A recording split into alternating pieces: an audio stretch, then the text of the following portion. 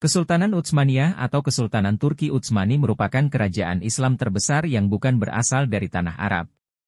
Dengan ibu kota berada di Konstantinopel, negara adidaya ini pernah menguasai wilayah yang luas di Timur Tengah, Eropa Timur, dan Afrika Utara selama lebih dari 600 tahun, 1299 hingga 1920. Ketika terjadi Perang Dunia Pertama, 1914 hingga 1918, Turki Utsmani memilih menjadi sekutu Jerman. Artinya Turki Utsmani menjadi musuh perang dari Inggris dan Perancis.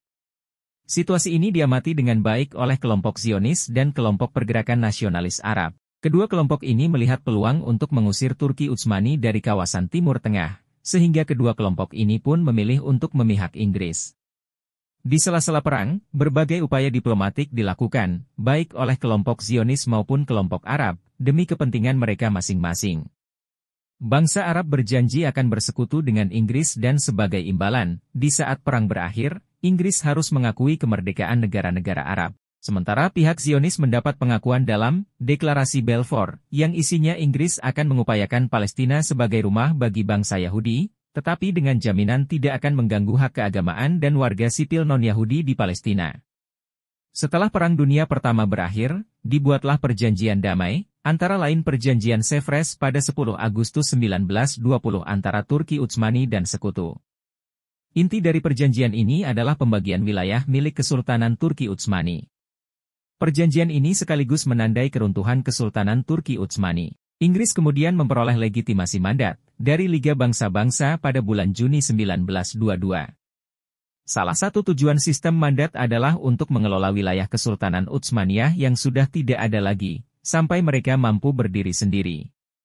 Irak dan Palestina berada di bawah pemerintahan Inggris.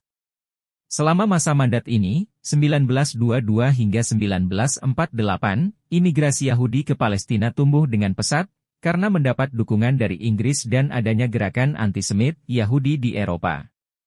Sedikitnya 90.000 imigran Yahudi tiba di Palestina.